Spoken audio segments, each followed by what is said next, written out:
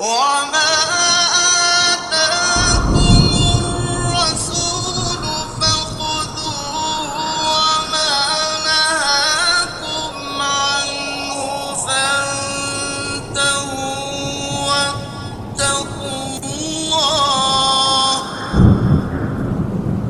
إن الله شديد العقاب.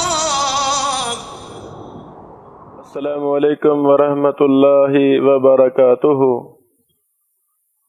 نحمده ونصلی علی رسولہ الکریم.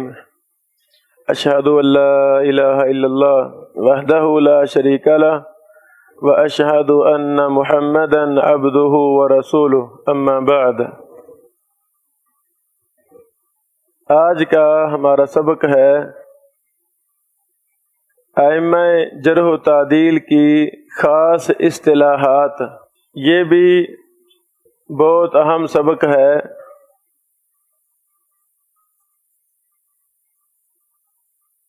جرح و تعدیل کے الفاظ عمومی طور پر ایک ہی معنی میں استعمال ہوتے ہیں. اکثر بیشتر کوئی فرق نہیں ہوتا،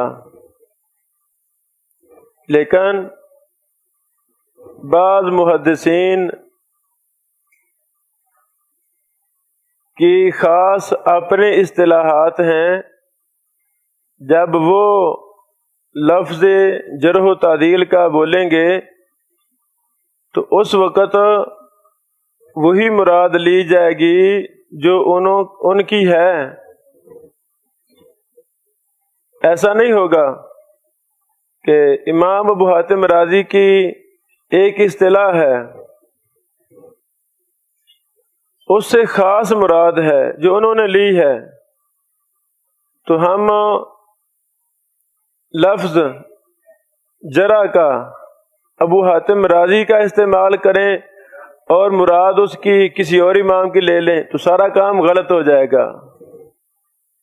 کل بھی ہم نے اشارہ کیا تھا کہ جرح و تعدیل میں تعارض اور اس کا حل، اس میں ائمہ جرح و تعدیل کی خاص اصطلاحات کی معرفت بڑی ضروری ہے. تو سب سے پہلے ہم امام ابو حاتم رازی رحمہ اللہ کی خاص اصطلاحات بیان کرتے ہیں. ایک لفظ وہ راویوں پر استعمال کرتے تھے، لا یحتج بہ. تو یہ لفظ لا یحتج بہ امام ابو حاتم رازی کی خاص اصطلاح ہے. اس کا کیا مطلب ہے؟ امام ذہبی رحمہ اللہ سیر اعلام نبلا جلد نمبر 13 صفحہ نمبر 260 میں لکھتے ہیں کہ امام ابو حاتم رازی جب کسی راوی کو کمزور کہیں اور فرمائیں لا یحتج بہ تو تم اس پر توقف کرو حتیٰ کہ تم دیکھ لو کہ دوسرے محدثین نے کیا کہا ہے. اگر کسی نے اس کو سکہ کہا ہے تو ابو حاتم کی جرح پر بنیاد نہ رکھو، کیونکہ وہ متشدد ہیں اور انہوں نے صحاح کی ایک جماعت کے بارے میں لیس بحجہ لیس بالقوی وغیرہ کہا ہے. امام ابو حاتم رازی کی اصطلاح لا یحتج بہ کے بارے میں علامہ ضیلعی رحمہ اللہ لکھتے ہیں کہ امام ابو حاتم رازی کا قول لا یحتج بہ غیر قاطع ہے. وہ یہ لفظ بلا بیان سبب صحیحین کے اکثر رجال پر بھی بولتے ہیں، جیسا کہ خالد الحذا وغیرہ ہیں. نصب الرایا جلد نمبر 2 صفحہ نمبر 439. خلاصہ کلام یہی ہے کہ لیسا بحجہ ہونا اس کے صدوق بلکہ ثقہ ہونے کے منافی نہیں ہے. بلکہ یہ جرا لیس بالقوی کے لفظ سے بھی نرم ہے۔ ایک مثال امام ابو حاتم رازی ابو اسرائیل الملائی کے بارے میں فرماتے ہیں لا یحتج بہ حسن الحدیث۔ اب یہاں غور کرنے کا مقام ہے کہ امام ابو حاتم رازی ایک راوی کو لا یحتج بہ بھی کہہ رہے ہیں اور ساتھ اسے حسن الحدیث بھی کہہ رہے ہیں، یعنی وہ ثقہ بھی ہے اور لا یحتج بھی ہے۔ الجرح والتعدیل جلد نمبر 1 صفحہ نمبر 116۔ ایک راوی کو لا یحتج بہ بھی کہہ رہے ہیں اور اس کو حسن، اس کی حدیث کو حسن بھی کہہ رہے ہیں۔ امام ابن ابی حاتم نے کہا کہ میں نے اپنے والد محترم ابو حاتم سے پوچھا کہ لا یحتج کا کیا معنی ہے؟ ابو جی آپ راویوں پر استعمال کرتے ہیں لا یحتج بہ، تو اس کا مطلب کیا ہے؟ تو انہوں نے فرمایا کہ وہ حافظ نہیں ہے، حدیث بیان کرتے ہیں تو غلطیاں کرتے ہیں، ان کی احادیث میں اضطراب پایا جاتا ہے۔ الجرح والتعدیل جلد نمبر 1 صفحہ نمبر 133۔ ایک دوسری اصطلاح ابو حاتم رازی رحمہ اللہ کہتے ہیں علی یدی عدل، یہ اصطلاح، یہ الفاظ امام ابو حاتم رازی کے نزدیک الفاظ توثیق نہیں ہیں، بلکہ راوی کی تضعیف کے لیے استعمال ہوتے ہیں۔ یہی الفاظ انہوں نے جبارہ بن مفلس کے بارے میں کہے ہیں، ان کے الفاظ ہیں ہوا علی ید عدل مثل القاسم بن ابی شیبہ، الجرح والتعدیل جلد نمبر 1 صفحہ نمبر 550۔ جبارہ بن مفلس اور قاسم بن محمد بن ابی شیبہ دونوں سخت ضعیف راوی ہیں۔ یاد رہے علی ید عدل کا ترجمہ وہ میرے نزدیک عادل ہے۔ بعض علماء احناف نے یہ ترجمہ کیا ہے، اس کا معنی ہے وہ میرے نزدیک عادل ہے۔ یہ ترجمہ کرنا بالکل غلط ہے۔ امام ابو حاتم رحمہ اللہ عمر بن حفص ابو حفص العبدی کے بارے میں فرماتے ہیں ضعیف الحدیث لیس بقوی هو علی ید عدل، الجرح والتعدیل جلد نمبر 3 صفحہ نمبر 103۔ غور فرمائیے، اگر ہوا علی ید عدل کے معنی یہ ہیں کہ وہ میرے نزدیک عادل ہیں، تو پھر ان کا یہ کہنا کہ علی ید عدل ایسا راوی ہے جو لیسا بقوی بھی ہے اور اس کے ساتھ ساتھ ضعیف بھی ہے۔ اس سے ہمیں یہ خبر ملتی ہے کہ امام ابو حاتم رازی علی ید عدل جب کہیں اس سے مراد راوی کی تضعیف ہوتی ہے، نہ کہ توثیق۔ یہ بات اچھی طرح ہمیں سمجھنی چاہیے۔ محدثین نے اس بات کی وضاحت کی ہے کہ یہ لفظ جرح ہے، توثیق نہیں ہے، جیسا کہ حافظ ابن حجر اسقلانی رحمہ اللہ نے تہذیب و تہذیب جلد نمبر 2 صفحہ نمبر 142 میں لکھا ہے کہ جس پر امام ابو حاتم رازی علی ید عدل کا لفظ بولیں وہ راوی ہلاک ہونے کے قریب ہے۔ تو جس نے اس کو الفاظ توثیق میں سے سمجھا ہے انہوں نے اس کو صحیح نہیں سمجھا۔ تفصیلی بحث شرح الفاظ تجری النادرہ او قلیلہ تل استعمال جلد نمبر 1 صفحہ نمبر 37 سے 42 تک اس پر تفصیلی بحث ہے۔ امام ابن معین رحمہ اللہ، بعض معین پڑھتے ہیں میم پر پیش، یہ غلطی ہے۔ معین لفظ ہے، معین میم پر زبر۔ امام یحییٰ بن معین کی خاص اصطلاحات۔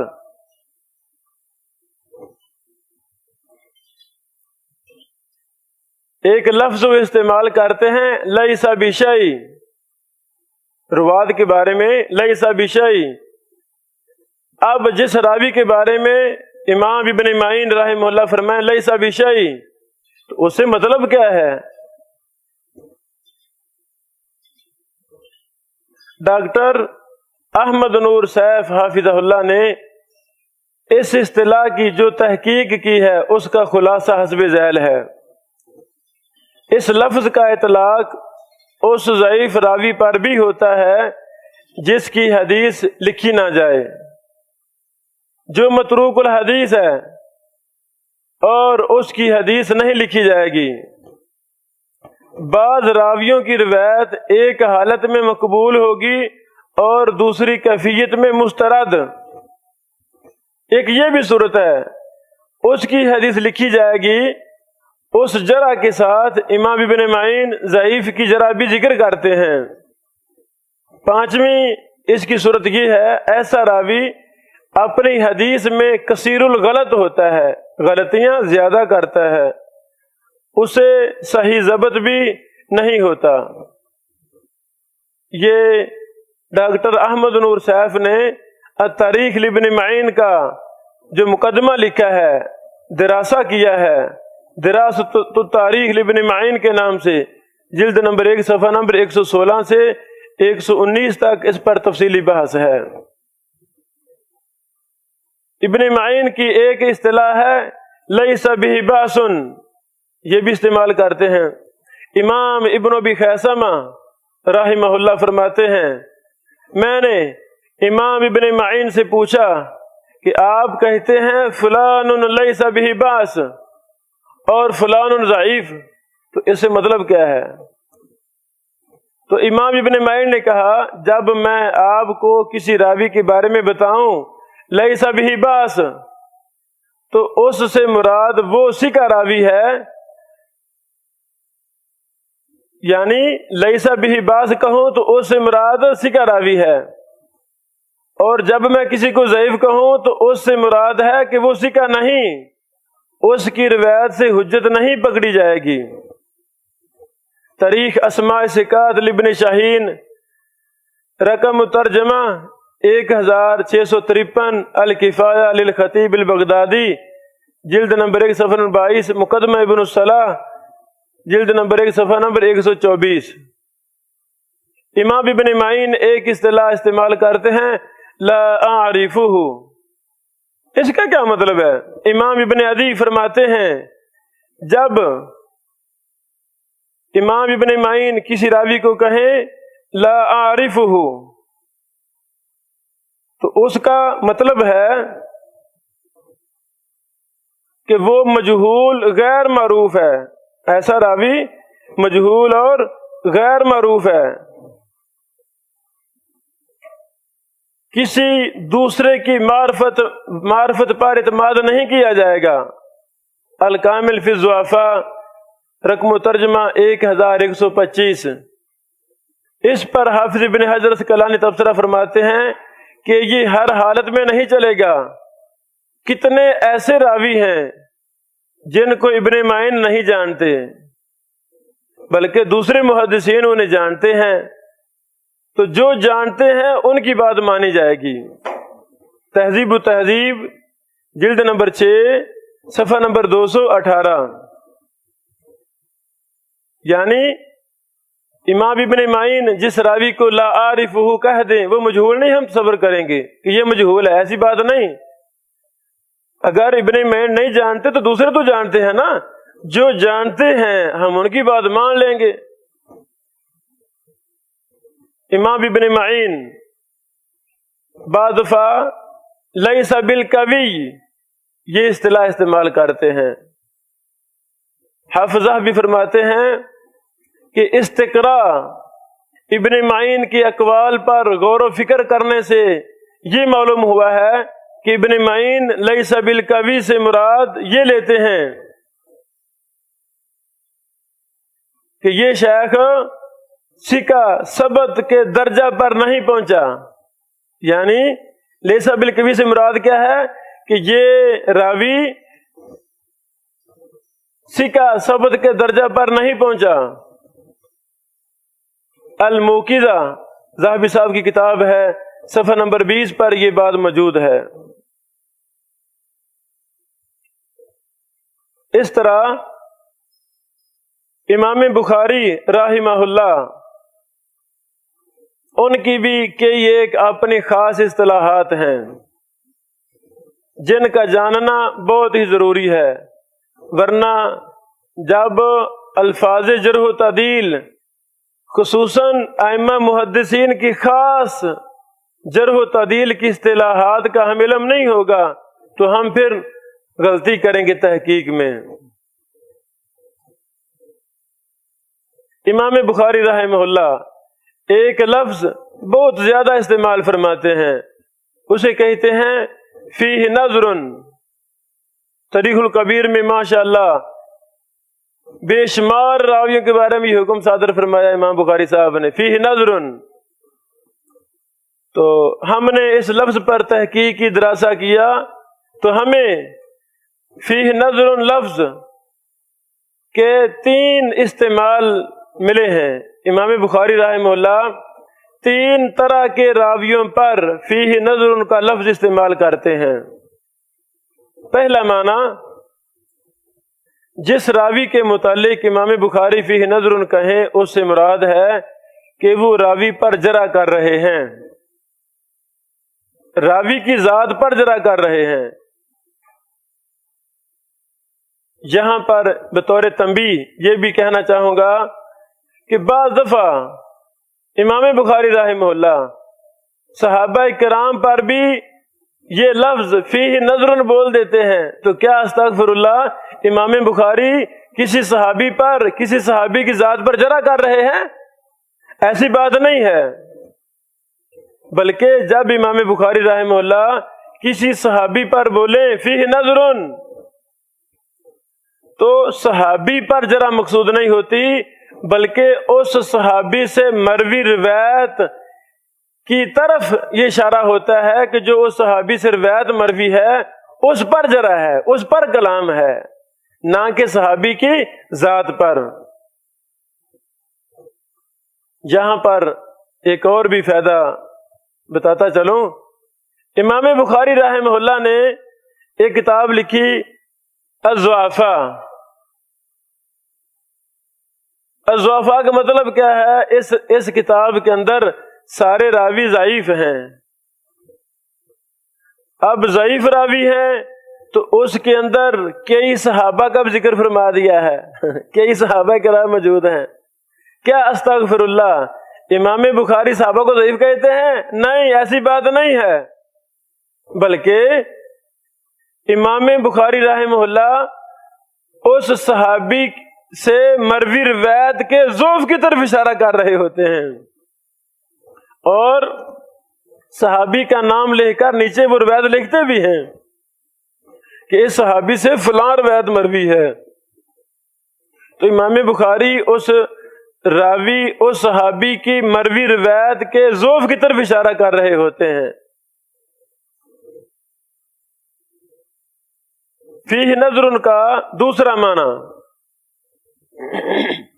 بعض دفعہ امام بخاری رحمہ اللہ فیہ نظر سے مراد فی حدیث ہی نظر لیتے ہیں۔ یہ بھی ہمیں استقراء سے، دلائل سے بات معلوم ہوئی ہے۔ مثال کے طور پر امام بخاری رحمہ اللہ نے کہا فلان اذا قلت فی حدیثہ نظر فہو متہم واہن۔ امام بخاری فرماتے ہیں جب میں کسی حدیث کے بارے میں کہوں، کسی کے بارے میں کہوں فی حدیثہ نظر، تو وہ راوی متہم ہے، واہن، متروک راوی ہے، سخت ضعیف راوی ہے، واہن۔ اب فی حدیثہ نظر کا معنی امام بخاری اس کی حدیث میں نظر نہیں بیان فرما رہے، بلکہ فرما رہے ہیں اس راوی کی ذات پر اتہام ہے اور وہ سخت ضعیف راوی ہے۔ تو اس سے ثابت ہوا بعض دفعہ امام بخاری رحمہ اللہ فی ہی نظر کہہ کر مراد فی حدیثی نظر لیتے ہیں۔ یہ سیر اعلام نبلا جلد نمبر 12 صفحہ نمبر 441۔ شیخ البانی رحمہ اللہ نے بھی سلسلہ احادیث ضعیفہ جلد نمبر 4 صفحہ نمبر 141، جلد نمبر 11 صفحہ نمبر 23، جلد نمبر 12 صفحہ نمبر 975 ضعیفہ کی جلدیں اور ان کے صفحات پر اسی بات کی طرف اشارہ کیا ہے کہ بعض دفعہ امام بخاری رحمہ اللہ فی نظر بول کر مراد فی حدیثی نظر ہوتی ہے، اور بعض دفعہ فی حدیثی نظر بول کر مراد فی نظر ہوتی ہے، راوی کی ذات ہوتی ہے، حدیث مراد نہیں ہوتی۔ ہمارے استاد محترم شیخ حافظ بحر لذی رحمہ اللہ لکھتے ہیں امام بخاری سے فی نظر کا قول نقل کیا گیا ہے، لیکن یہ راوی جو طائفی پر جرا نہیں ہے، یہ طائفی پر جرا نہیں بلکہ ان کی بیان کردہ ایک ضعیف السند روایت پر جرا ہے، یعنی فی حدیث نظر۔ امام بخاری نے کہا طائفی کے بارے میں فی نظر، تو شیخ صاحب فرماتے ہیں اس کا مطلب ہے فی حدیث نظر۔ دیگر محدثین کی توثیق دیکھ کر شیخ صاحب نے یہ معنی متعین کیا۔ علمی مقالات جلد نمبر 5 صفحہ نمبر 232۔ ایک تیسرا معنی بھی بعض نے لیا ہے کہ اس سے مراد خفیف ضعف ہے، فی نظر سے مراد خفیف ضعف ہے۔ امام بخاری کے فی نظر سے یہ مراد امام ترمذی، امام ابن عدی اور حافظ ابن حجر عسقلانی رحمہ اللہ نے لی ہے، جس کی تفصیل حاتم شریف علونی حافظہ اللہ نے اپنی کتاب التخریج و دراست الاسانید میں لکھی ہے۔ اور اسی طرح پچھلے بعض بحوث پر جو بھی ہم نے بیان کیا، الفاظ الامام البخاری کے نام سے شیخ سعد بن زیدان السبیعی نے ایک مقالہ بھی لکھا ہے جو المجلس العلمی ویب سائٹ پر موجود ہے، اور انہوں نے فی نظر سے مراد فی حدیثی نظر لینا اس پر تفصیلی بحث اور کئی ایک حوالے جمع کیے ہیں۔ دوسرا لفظ فی حدیثی نظر کہ اس کی حدیث میں نظر ہے، اس سے مراد کیا ہے؟ بعض ان الفاظ کا معنی کرتے ہیں فی نظر کہ اس میں نظر ہے، یعنی وہ فی حدیثی نظر اور فی نظر دونوں کو ایک سمجھتے ہیں، جیسے ہم نے پیچھے تفصیل بیان کر دی ہے۔ لیکن اس کا صحیح مطلب یہ ہے کہ اس راوی کی ذات پر جرا نہیں ہے بلکہ راوی سے مروی حدیث پر جرا ہے، فی حدیثی نظر۔ التنقیل مولوی یمانی رحمہ اللہ کی جلد نمبر صفحہ نمبر 205۔ مولانا سرفراز صفدر اپنی تصانیف کے آنے میں صفحہ نمبر 39 اور 40 پر اس لفظ پر بحث ہے۔ امام بخاری بعض دفعہ فی اسناد ہی نظر بھی بولتے ہیں، فی اسناد ہی نظر،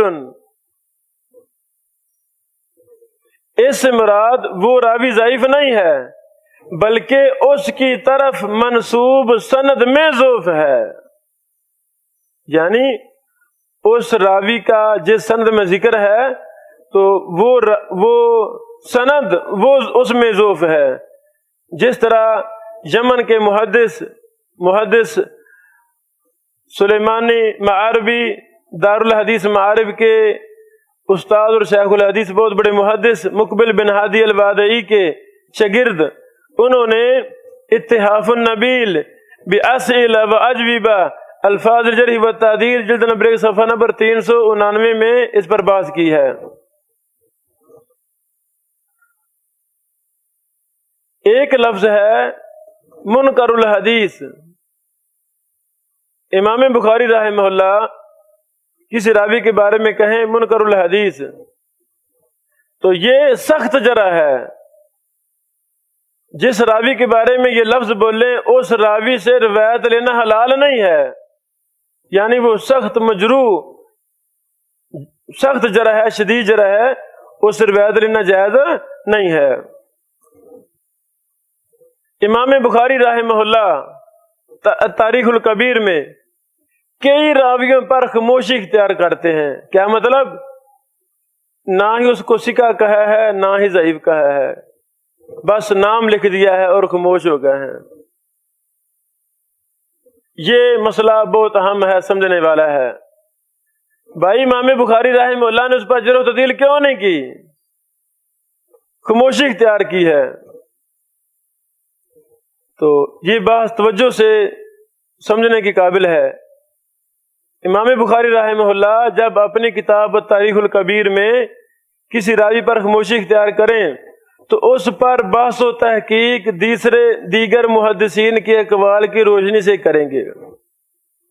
ہم دیگر کتب حدیث سے، دیگر کتب جرح و تعدیل سے اہم جرح و تعدیل کے اقوال دیکھیں گے، اکٹھے کریں گے کہ وہ کیا کرتے ہیں، نہ کہ امام بخاری کے خاموش رہنے سے اس راوی کے ثقہ یا ضعیف ہونے پر استدلال کریں گے.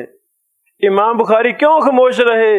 بھائی ان کو اس راوی کے بارے میں کوئی فیصلہ ان کے پاس نہیں تھا، کوئی فیصلہ نہیں کیا تو نہیں لکھا، کسی محدث کا قول نہیں ملا تو نہیں لکھا. اگر ملتا تو لکھ دیتے، اگر کوئی اپنا فیصلہ صادر فرمانا ہوتا تو فرما دیتے. بھی وہ خاموش رہے ہیں، بس نام لکھ دیا ہے. جس طرح فرقے باطلہ کرتے ہیں، بعض کہتے ہیں کہ راوی ہی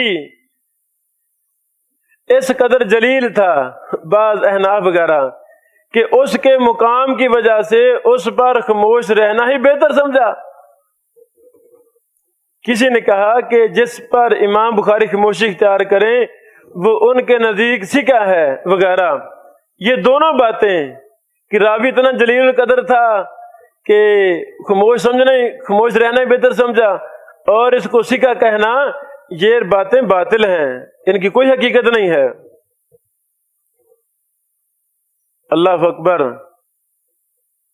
شیخ العرب والعجم، امام المحدثین، خاتمۃ المحدثین، امام الجرح والتعدیل، شیخ بدی الدین شاہ راشدی رحمہ اللہ رحمۃ واسعہ، احناف کے اس باطل اصول پر رد کرتے ہوئے لکھتے ہیں اس اصول کے بطلان کے لیے یہی کافی ہے کہ خود امام بخاری رحمہ اللہ نے تاریخ الکبیر میں متعدد ایسے راویوں پر سکوت کیا ہے جس پر انہوں نے اپنے دوسری کتابوں میں جرح کی ہے.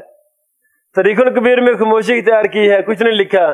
تو دوسری بھی کتابیں ہیں نا جرح و تعدیل کی امام صاحب کی، وہاں پر ان پر جرح و تعدیل کے لحاظ سے بحث کی ہے، جرح کی ہے.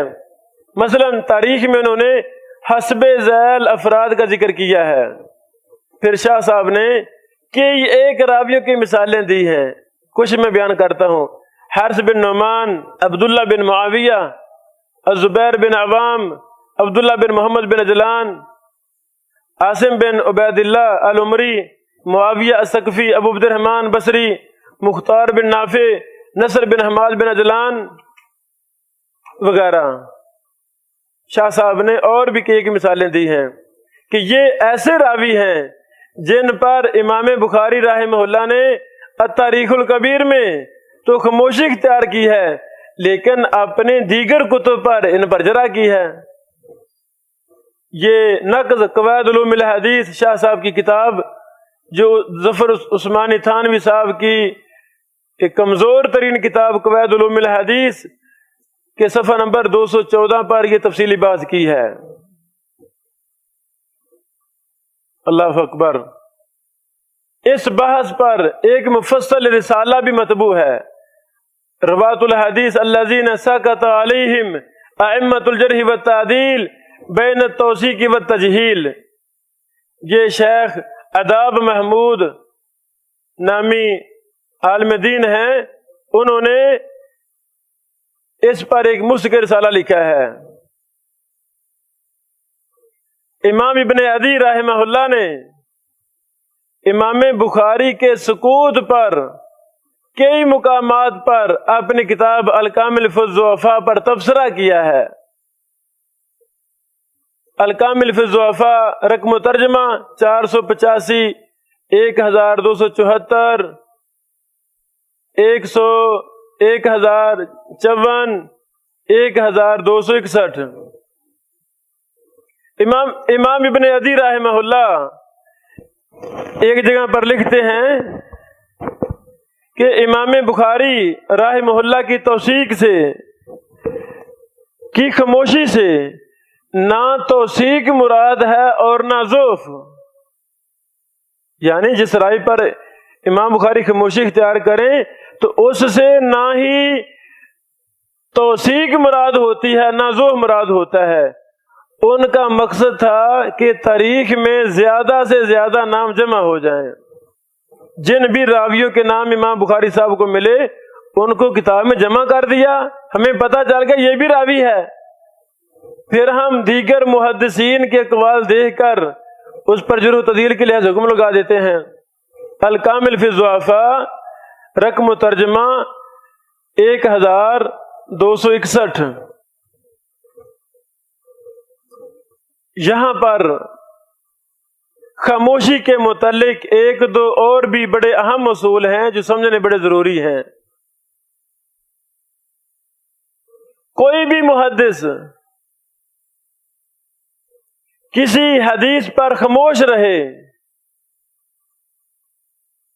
تو وہ اس کے نزدیک حسن یا صحیح بن جائے گی۔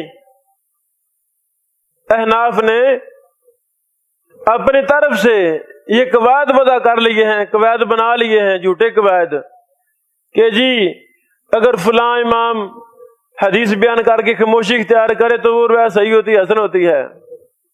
ایسی بات نہیں ہے۔ استاد محترم شیخ ارشاد اللہ قصری حافظ اللہ نے الہ سنن فی المیزان میں اس پر بہت لمبی بحث کی ہے۔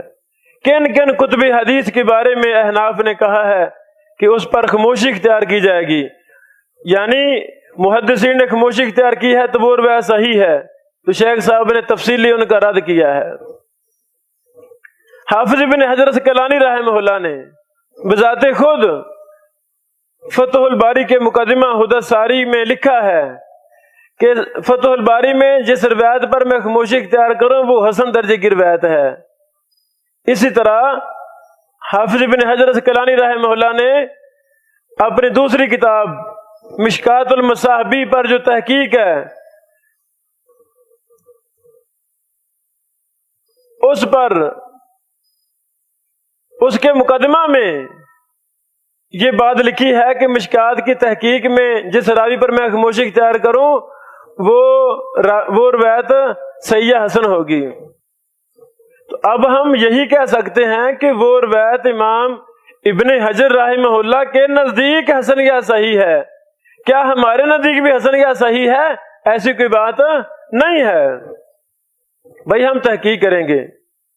ابھی چند سال پہلے فتح الباری کی تحقیق و تخریج مطبوع ہوئی ہے الحمدللہ، یعنی جتنی روایات ابن حجر صاحب نے فتح الباری میں لکھی ہیں ہر روایت پر ایک عرب محدث نے، نبیل بن منصور البصارہ کے نامی محدث نے، شیخ البانی رحمہ اللہ کے شاگرد ہیں، انہوں نے ایک لمبی ضخیم کتاب تیار کر دی ہے کہ ان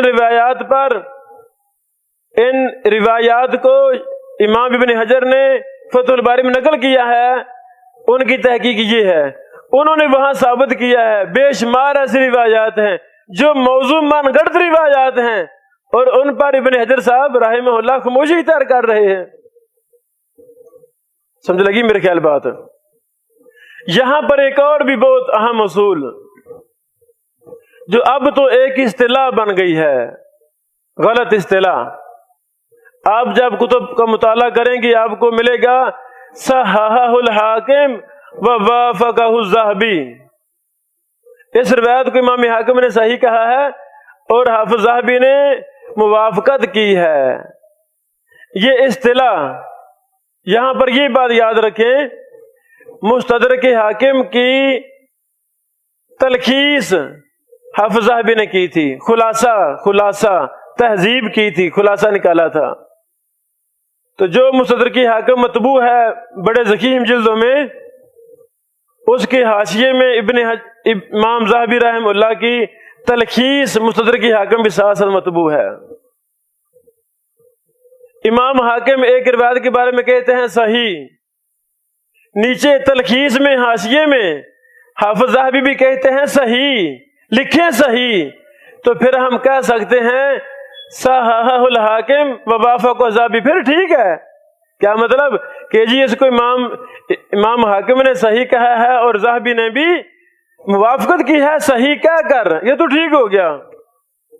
اللہ اکبر، یہاں پر علماء کو غلطی لگی۔ کتنی احادیث ایسی ہیں کہ امام حاکم رحمہ اللہ نے روایت کو نقل کر کے اس پر خاموشی اختیار کی ہے، غلط۔ امام حاکم رحمہ اللہ نے حدیث نقل کر کے حکم لگایا ہے کہ یہ صحیح ہے، علی شرط بخاری، علی شرط مسلم وغیرہ، صحیح کا لفظ بولا ہے، اور نیچے حاشیہ میں تلخیص میں حافظ ذہبی نے خاموشی اختیار کی ہے، کچھ بھی نہیں کہا۔ او بھائی، جس روایت پر امام ذہبی خاموشی اختیار کر رہے ہیں وہ موافقت نہیں ہے، کیسے موافقت ہو سکتی ہے؟ وہاں پر یہ لکھنا چاہیے صححہ الحاکم بس، وسکت علیہ ذہبی، امام حاکم نے اس کو صحیح کہا ہے، حافظ ذہبی نے خاموشی اختیار کی ہے، یہ لکھنا چاہیے۔ لیکن ہمارے علماء یہ لکھ دیتے ہیں وہاں بھی وافق الذہبی کہ حافظ ذہبی نے خاموشی اختیار کر کے موافقت کر دی ہے، خاموشی موافقت کی دلیل نہیں ہے، یہ اصول غلط ہے۔ ہاں، عام یہ چل نکلا، ہمارے موجودہ علماء بعض اور پہلے والے بھی بعض متاخرین اس لفظ کو استعمال کر دیتے ہیں، حالانکہ یہ بات غلط ہے۔ حاتم شریف علونی حافظہ اللہ، انہوں نے اس پر ایک مستقل رسالہ لکھا ہے۔ شیخ حبیب احمد اسری حافظہ اللہ نے بھی اپنی کتاب مقالہ اسریہ میں اس پر تفصیلی بحث کی ہے کہ مقالہ کی شکل میں، اور ثابت کیا ہے کہ حافظ ذہبی رحمہ اللہ جس روایت پر خاموشی اختیار کرے وہ موافقت نہیں ہے۔ کیسے یہ موافقت ہے؟ اور مزے کی بات، مستدرک حاکم کے خلاصہ میں کتنی روایات پر حافظ ذہبی نے خاموشی اختیار کی ہے، اور انہی روایات کو اپنے دیگر کتابوں میں سیر اعلام نبلاء وغیرہ دیگر کتابوں میں ان روایات کو ضعیف کہا ہے، تو خاموشی دلیل نہیں ہوتی۔ یہاں پر ایک بہت ہی اہم اصول یہ بھی ہے، آپ کا کیا خیال ہے؟ اس مدرسہ میں کسی مسئلے پر بحث ہو جائے، شیخ احسان اللہ فروقی صاحب، شیخ شفیع صاحب، اس طرح 2-3 اساتذہ وہ ایک مسئلے پر متفق ہو جائیں کہ یہ مسئلہ ٹھیک ہے، اور باقی 2-4 اساتذہ وہ خاموشی اختیار کریں، کیا آپ کہہ سکتے ہیں کہ اس مسئلہ پر علماء مرکز بیت العتیق کا اتفاق ہے؟ آپ کہہ سکتے ہیں؟ آپ کہہ دیں گے؟ اچھا، جب میں پوچھوں گا کوئی پوچھے کیسے اتفاق، سر جی کیسے اتفاق ہوا؟ بھائی 3 نے کہا یہ مسئلہ ایسے ہے، انہوں نے مسجد میں بیان کیا تھا، تو باقی وہاں بیٹھے تھے، باقی خاموش رہے، چپ رہے، تو ان کا چپ رہنا موافقت ہی ہوا نا۔ پھر اگر غلط ہوتی بات بول پڑتے تو کیا کوئی کہہ سکتا ہے کہ یہ موافقت ہے؟ یہ کہنا غلط ہے، باطل ہے، درست نہیں ہے۔ اجماع سکوتی کہ ایک عالم نے کہا اجماع ہے، یا 10 نے 20 نے کہا اجماع ہے، اس صدی کے باقی علماء خاموش رہے، تو معلوم ہوا ان کا بھی یہی موقف ہے، خاموش رہنے سے۔ او بھائی، خاموش رہنا کسی بھی عالم دین، کسی بھی محدث، کسی بھی امام، کسی بھی تابعی اور کسی بھی صحابی کا خاموش رہنا حجت نہیں ہے، یہ بات یاد رکھیں۔ صرف ایک ہی ذات ایسی ہیں جو خاموش رہے کسی کام کو دیکھ کر وہ دین بن جاتا ہے، اور وہ کون ہے؟ محمد رسول اللہ صلی اللہ علیہ وسلم۔ وہ جس عمل کو دیکھیں اور خاموشی اختیار کریں تو وہ بات حدیث بن جائے گی، حدیث تقریری کی یہی تعریف ہے۔ باقی یہ خاموشی والا چکر بالکل فضول چکر ہے، اس کی کوئی حقیقت نہیں۔ کوئی محدث خاموشی اختیار کرے تو اس کو موافقت نہیں کہتے، ہاں صراحت کے ساتھ لکھے پھر موافقت ہے۔ آپ نے فتویٰ دیا، میں پاس بیٹھا خاموش رہا، میں نے پڑھا، میں خاموش رہا، تو کیا میری موافقت ہو گئی؟ ہاں اگر میں سین کر دوں فتوے پر کہ یہ بات درست ہے تو پھر میری موافقت ہے، لیکن میں پڑھا، میں نے واپس کر دیا، نہ میں نے ہاں کی نہ میں نے نہ کی، آپ کی تقریر سنی، مسئلہ سنا، میں نے نہ ہاں کی نہ کی، چلا گیا اٹھ کر، تو آپ شاگردوں نے کہا جی استادوں کی موافقت ہے، کیونکہ وہ چپ ہی رہے نا بات سن کر، اور نہیں بھائی، کئی وجوہات ہیں خاموشی کی بھی، وہ غلط بات پر خاموش کیوں رہے؟ یہ صرف محمد رسول اللہ صلی اللہ علیہ وسلم کو اللہ تعالیٰ نے اعزاز اور شرف بخشا تھا کہ نبی علیہ الصلوۃ والسلام غلط بات دیکھ کر خاموش نہیں رہتے تھے۔ اگر خاموش رہیں جس بات پر، وہ بات دین اور دلیل بن جائے گی، حدیث بن جائے گی۔ یہاں پر کچھ امام ابن عدی رحمہ اللہ کی بھی خاص اصطلاح ہیں۔ امام ابن عدی بہت بڑے امام اور محدث تھے، وہ ایک اصطلاح استعمال کرتے ہیں، فلان حسن الحدیث، کہ فلاں حسن الحدیث ہے۔ اس سے مراد کیا ہے؟ فلان حسن الحدیث سے مراد کیا ہے؟ جو راوی ایک یا دو بار غلطی کرے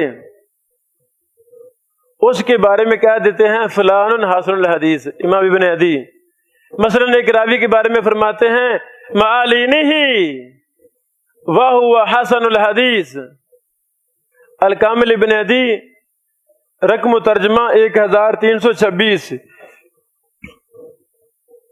کبھی کبھی امام ابن عدی کہہ دیتے ہیں فلان صدوق الحدیث۔ راوی سے اگر ایک یا دو دفعہ حافظے کی خرابی کی وجہ سے غلطیاں ہو جائیں، چند مرتبہ، ایک دو مرتبہ، تو اس کے لیے یہ حکم صادر فرماتے ہیں۔ مثلا لکھتے ہیں، یہ الکامل ابن عدی رقم ترجمہ 750 ہے، انما اتی ھذا من سوء حفظہ فیغلط ویخطئ، کہ وہ راوی اپنے حافظے کی خرابی کی وجہ سے اس روایت کو لایا ہے اور وہ غلطیاں کرتا ہے اور خطا کرتا ہے، تو اسی راوی کے بارے میں یہ قاعدہ ہے کہ صدوق کہہ دیں امام ابن عدی تو کچھ غلطیاں ہیں، لیکن وہ ضعیف راوی نہیں ہوتا بلکہ اس کی روایت حسن درجے کی ہوتی ہے۔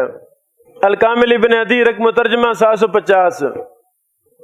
بعض راویوں کے بارے میں کہہ دیتے ہیں فلان لا بأس بہ، ایسا راوی جس کی اکثر روایات صحیح ہوں، اکثر حدیثیں صحیح ہیں لیکن اس کی احادیث میں غلطیاں پائی جائیں،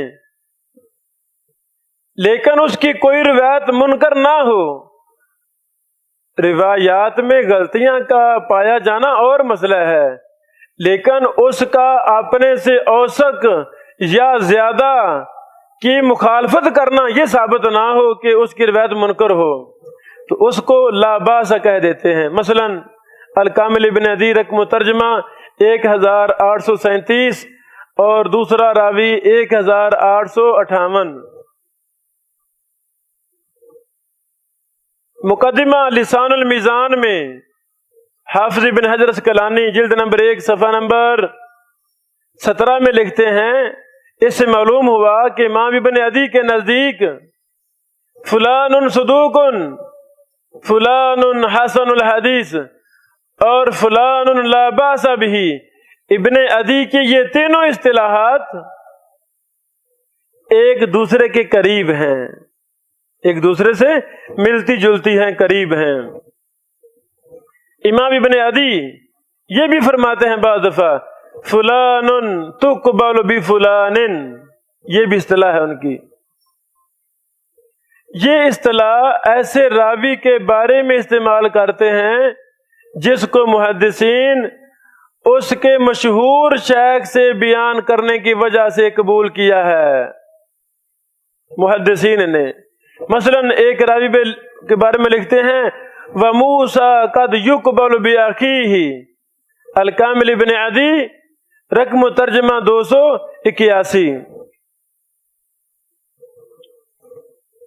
امام ابن عدی رحمہ اللہ بعض راویوں کے بارے میں لکھتے ہیں روا حدیثاً معضلا، کہ اس راوی نے معضل روایت بیان کی ہے۔ جب ابن عدی اس کو استعمال کریں گے تو یہ ان کی خاص اصطلاح ہے، وہاں پر ہم وہی معنی مراد لیں گے جو ائمہ جرح و تعدیل نے مراد لیا ہے خاص اصطلاح کا، ورنہ ہم غلطی کریں گے۔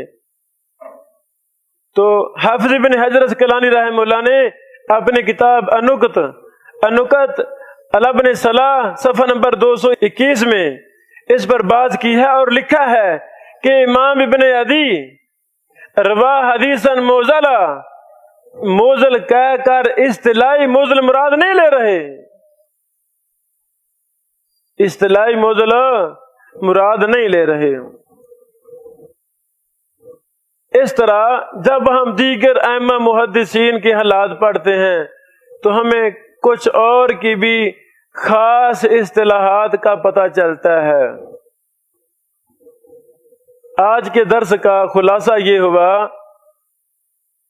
کہ عموماً اور اکثر بیشتر ائمہ جرح و تعدیل کی اصطلاحات ایک ہی ہیں، فرق نہیں ہے، لیکن کچھ ائمہ کی اپنی خاص اصطلاحات ہیں۔